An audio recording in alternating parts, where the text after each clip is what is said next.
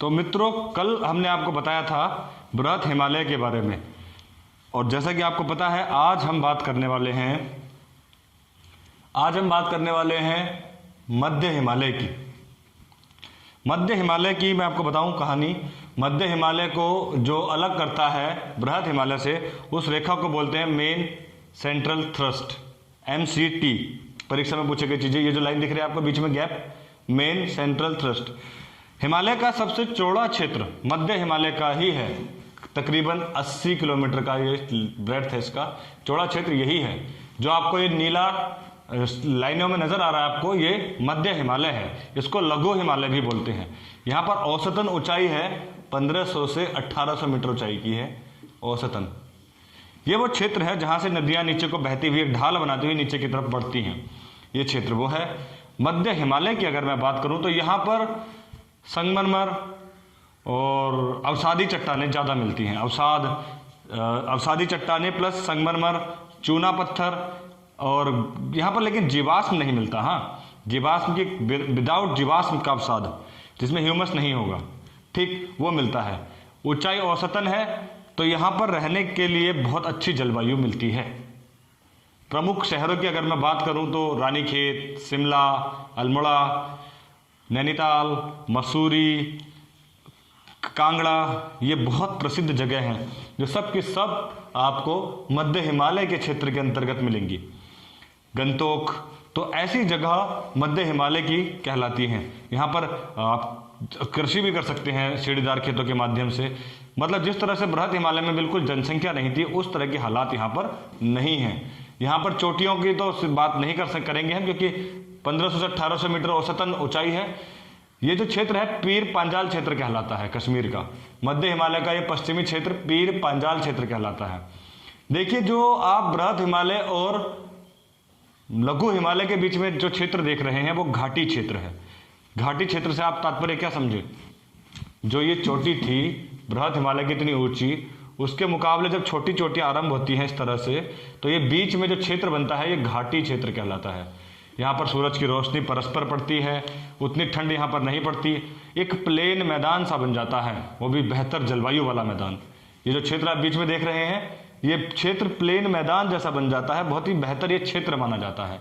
जो आप क्षेत्र देख रहे हैं ना, देखिए आपको पता है अल्मोड़ा यहाँ पर है, नैनीताल यहाँ पर है, रानीखेत यहाँ पर है, मसूरी यहाँ पर है, सारे क्षेत्र आपको दिख रहे होंगे। शिमला यहाँ पर है, डलहौजी यहाँ पर है, पीर पंजाल पुंछ इधर है, राजौरी इधर है। तो आपको सब दिख रहा होगा कि इस नीली पट्टी में कौन कौन सी जगह पड़ती हैं।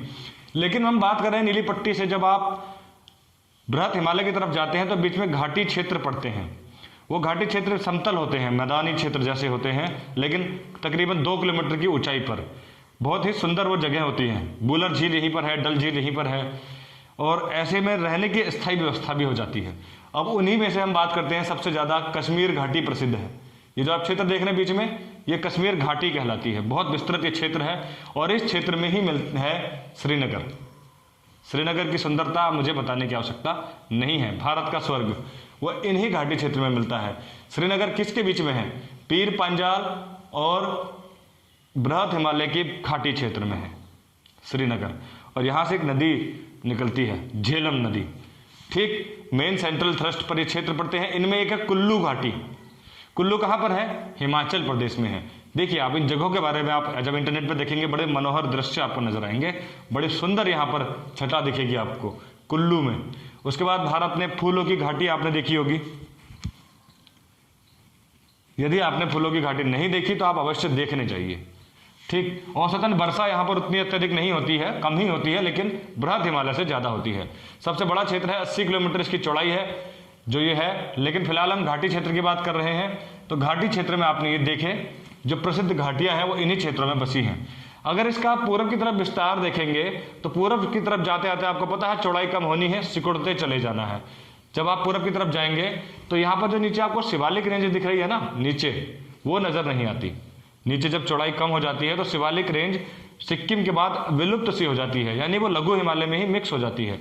तो यहाँ पर मेन सेंट्रल थ्रस्ट जो ऊपर था वो तो दिखेगा, लेकिन जो शिवालिक रेंज को अलग करता है मध्य हिमालय से, main boundary line MBT, Shivalik को मध्य हिमालय से अलग कौन करता है? Main boundary line. जबकि मध्य हिमालय को बृहद हिमालय से अलग करती है मेन सेंट्रल थ्रस्ट MCT, और ये अलग करता है MBT। मतलब दिखाया था मैं आपको, ये है MBT और ये MCT। MCT में आपके देखिए श्रीनगर है, कुल्लू है, फूलों की घाटी है, प्रसिद्ध जगह यहाँ पर है।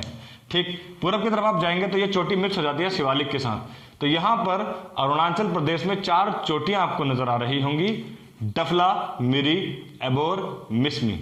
डफला, मिरी, एबोर, मिसमी, ये वास्तव में अरुणाचल प्रदेश की जनजाति भी हैं। जब आप जनजाति का अध्याय पढ़ेंगे तो आपको ये बताया जाएगा कि ये जनजातियां भी हैं अरुणाचल प्रदेश की जो वहां पर रहती हैं। ये पहाड़ियों के नाम पर ही हैं, ये हिमालय की पहाड़ियां हैं। ठीक, जब आप पूरब की तरफ जाओगे तो यहाँ पर वो जो गार्ज की हमने पिछले अध्याय में बात करी थी, दिहांग गार्ज, उसके बाद ये नीचे को कट जाती है। नीचे को जब कटती है यही चोटी, तो ये पूरब की तरफ म्यांमार के साथ जब बॉर्डर बनाती है, म्यांमार के साथ जो बॉर्डर बनाती है उसको हम बोलते हैं एराकान योमा। हिमालय की इस रेंज को क्या बोलते हैं? एराकान योमा। आपसे अगर पूछा जाए परीक्षा में कि हिमालय का कौन सा भाग म्यांमार में पड़ता है, एराकान योमा, ये नागालैंड से बॉर्डर बनाता है म्यांमार के लिए। ठीक, और वहीं हिमालय का ये क्षेत्र का नीचे विस्तार है। मैं आपको जानकारी के लिए बता दूं, जो मेघालय में गारो, खासी, जयंतियां है ना, वो हिमालय का हिस्सा नहीं है। सुन रहे हैं आप? ये क्षेत्र मेघालय का है। मेघालय का इस क्षेत्र में गारो, खासी और जयंतियां 3 प्रमुख चोटियां पड़ती हैं, वो हिमालय का हिस्सा नहीं है, वो प्रायद्वीपीय पठार का हिस्सा है। ये प्रायद्वीपीय पठार दक्षिण भारत में है, इसका विस्तार है वो यहाँ पर प्रायद्वीपीय पठार का विस्तार है। गारो, खासी, जयंतियां वो हिमालय का हिस्सा नहीं है। नागा हिल्स के बाद यहां पर ये कहलाती है मणिपुर हिल्स। मणिपुर भारत का राज्य है, वो हिल्स। नीचे आप जाएंगे तो मिजोरम में ये हिमालय की रेंज कहलाती है ब्लू माउंटेन। क्या कहलाती है मित्रों? Blue mountain. और उसके बाद ये बंगाल की खाड़ी होते हुए अंडमान तक जाती है। अंडमान की सबसे ऊंची चोटी सैंडल पीक है, वह भी हिमालय का हिस्सा है। ये हम द्वीपों के बारे में पहले पढ़ा चुके हैं, पुराने वीडियोस में आप देख लीजिएगा। तो देखिए यहां पर ये कहलाती है पीर पंजाल, मध्य हिमालय। यहां पर ये कहलाता है धौलाधार, हिमाचल में ये क्षेत्र कहलाता है धौलाधार। उत्तराखंड में ये इलाका कहलाता है मध्य हिमालय का। नेपाल में यहां पर ये कहलाता है नागटिब्बा। पश्चिमी नेपाल में कहलाता है नागटिब्बा। पूरब में ये कहलाता है महाभारत। पूरब में ये कहलाता है महाभारत। और उसके बाद ये विलुप्त हो जाता है या मिक्स हो जाता है शिवालिक रेंज के साथ। तो यहाँ पर प्रसिद्ध जगह है, मैंने आपको बता दिया, संगमरमर चट्टानें यहाँ पर मिलती हैं, जलवायु भी बेहतरीन है, हमने इसका अच्छे से अध्ययन कर लिया है। अब आपको ये भी बता दिया है कि इसके नीचे है शिवालिक रेंज, सबसे धरातल पर जो है वो शिवालिक रेंज है। देखिए आप, जो हरा डॉट डॉट डॉट डॉट आपको नजर आ रहा है ना, ये शिवालिक रेंज है। ये औसतन इनसे छोटे होते हैं इस ढाल, लेकिन उतने भी नहीं। इनकी 1500 से 1800 औसतन ऊंचाई है। शिवालिक रेंज की 900 से 1300 मीटर ऊंचाई है। यानी कि ये बृहद हिमालय, उसके नीचे आप देख रहे हैं घाटी बनी, ये बना मध्य हिमालय, और उसका और नीचे गए तो आप बना शिवालिक रेंज।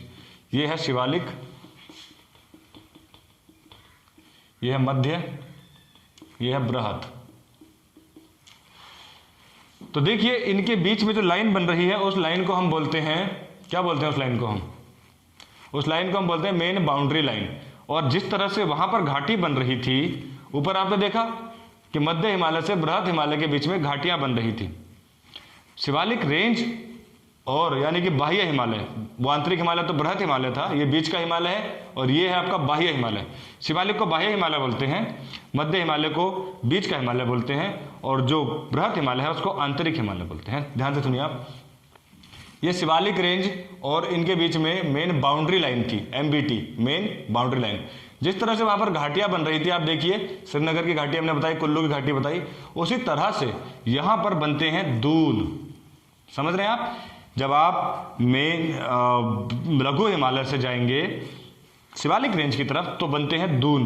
ध्यान से सुनिए, दून, जैसे देहरादून, नाम सुना होगा आपने। देहरादून लघु हिमालय और शिवालिक रेंज के बीच में है।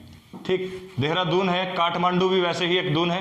काठमांडू नेपाल की राजधानी, वो भी ऐसे ही क्षेत्र में है। काठमांडू के अलावा चुम्बी घाटी है सिक्किम में, सिक्किम की चुम्बी घाटी भी ऐसे ही है। समझ रहे हैं आप? मतलब लघु हिमालय और शिवालिक रेंज के बीच के क्षेत्र को मेन बाउंड्री लाइन बोलते हैं, और यहां पर बनते हैं दून। देहरादून, चुम्बी घाटी और काठमांडू इसके उदाहरण हैं। बाह्य होने के कारण सर्वाधिक वर्षा इन्हीं क्षेत्रों में होती है। शिवालिक रेंज पर सबसे ज़्यादा बरसात होती है। यहाँ पर अवसादी चट्टानें मिलती है जिसमें कुछ मात्रा जीवाश्म की भी है। स्लेट, चूना, खड़िया, संगमरमर वो प्रचुर मात्रा में यहाँ पर नजर आता है शिवालिक रेंज में। देखिए, अब आप कहेंगे शिवालिक की चौड़ाई, यहाँ पर तो ये 25 किलोमीटर है, नीचे सिकुड़ते सिकुड़ते सिकुड़ते सिक्किम के बाद ये विलुप्त हो गई है शिवालिक रेंज। बाह्य हिमालय का क्षेत्र है और इस क्षेत्र में आपको इसके बाद नीचे का क्षेत्र आप देखेंगे तो भावर और तराई का क्षेत्र मिलता है। अब आपके लिए एक प्रश्न मैं यहाँ पर छोड़ जाता हूँ कि MDB जो इनकी लाइन कहलाती है, चलिए जो गंगा का मैदान है और शिवालिक रेंज है इसके बीच में कौन सी लाइन है? जैसे आपने MCT और MBT के बारे में सुना, आप चाहें तो माजिद हुसैन खोल सकते हैं भूगोल की, उसमें लिखा है, और मुझे कमेंट बॉक्स में उत्तर दीजिए कि जो शिवालिक रेंज है और गंगा के मैदानी क्षेत्र के बीच में कौन सी लाइन बनती है। ये आपके लिए मैं सवाल छोड़ के चला जाता हूँ। और अब हिमालय के बारे में मैं आपको बताऊं, हिमालय के क्षेत्र का ये तो था ऊर्ध्वाधर विभाजन, 1 पट्टी, 2 पट्टी, 3 पट्टी, 4 पट्टी, लेकिन कुछ अलग तरीके से भी विभाजन किया है। यानी कि ये तो था 2500 किलोमीटर की चौड़ाई लंबाई के आधार पर, पहले चौड़ाई के आधार पर था इतनी चौड़ाई, इतनी चौड़ाई, इतनी चौड़ाई, अब लंबाई के आधार पर विभाजन हिमालय का वो भी कर रखा है, हम उसके बारे में भी आपको बता देते हैं। लंबाई के आधार पर हिमालय को कुछ इस तरह से विभाजित किया है। यह है कश्मीर हिमालय, ये सतलज नदी बहती है बीच में, सतलज नदी से लेकर के सिंधु नदी का गार्ज का इलाका, ये गार्ज का इलाका है, ये हिमालय कहलाता है कश्मीर हिमालय, ये इलाका कहलाता है कश्मीर हिमालय। ध्यान से देखिए, ये इलाका कहलाता है कश्मीर हिमालय। इसके बारे में जानकारी मैंने आपको दे दी है। यहाँ पर हिम रेखा पिछले अध्याय में भी हमने आपको बताया था 5100 मीटर ऊंचाई पर है। इस क्षेत्र में बहुत ऊंची ऊंची चोटियां हैं, ज़्यादातर ट्रांस हिमालय का विस्तार इसी क्षेत्र में हुआ है। मैं आपको सिर्फ अब आइडियाज दे रहा हूँ, बाकी जानकारी इसके बारे में मैंने आपको बता दी है। इन क्षेत्रों में कुल्लू घाटी पड़ती है, श्रीनगर पड़ता है। ठीक, अब सतलज नदी से लेकर के, ये सतलज नदी दिख रही है आपको,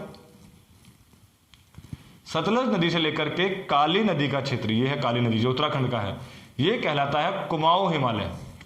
देखिए आप, ये अब मैं चौड़ाई के अलावा लंबाई के आधार पर विभाजन कर रहा हूं। कश्मीर हिमालय ये कहलाता है कुमाऊं हिमालय। काली नदी जो बॉर्डर भी बनाती है नेपाल और भारत का, यहां से लेकर के सतलज नदी के बीच का क्षेत्र कहलाता है कुमाऊं हिमालय। ठीक, यहाँ पर आपको पता है बुग्याल मिलते हैं, घास के मैदानों को कश्मीर में मर्ग बोला जाता है और यहाँ पर बुग्याल बोला जाता है। अब काली नदी के क्षेत्र से लेकर के तिस्ता नदी, यहां से निकलती है तिस्ता नदी, ये तिस्ता नदी के क्षेत्र को, काली नदी से लेकर के तिस्ता नदी के क्षेत्र को हम बोलते हैं नेपाल हिमालय। काली नदी से तिस्ता नदी के क्षेत्र को हम बोलते हैं नेपाल हिमालय। अब तिस्ता नदी से लेकर के ब्रह्मपुत्र गार्ज तक, तिस्ता नदी से ब्रह्मपुत्र गार्ज तक के नेपाल हिमालय को हम बोलते हैं असम हिमालय। इसको क्या बोलते हैं हम मित्रों? असम हिमालय। तो ये इसकी जितनी भी दूरी है, ये आप मुझे नोट करके लिखते तो है नहीं आप, आज देखते हैं लिखेंगे या नहीं लिखेंगे, कमेंट बॉक्स में लिखिए। कुमाऊं हिमालय की, कश्मीर हिमालय की, कुमाऊं हिमालय की, नेपाल हिमालय की और असम हिमालय की जो लंबाई है 2500 किलोमीटर टोटल लंबाई है, उसका डिवीजन किस तरह से हुआ है कमेंट बॉक्स में लिख के दिए। जी, मैंने आपको 2 सवाल दिए हैं, एक तो दिया है नीचे जो आपका गंगा का मैदानी क्षेत्र है उसका कंपैरिजन, गंगा के मैदानी क्षेत्र से शिवालिक के बीच में कौन सी लाइन है, और दूसरा इनका लंबाई।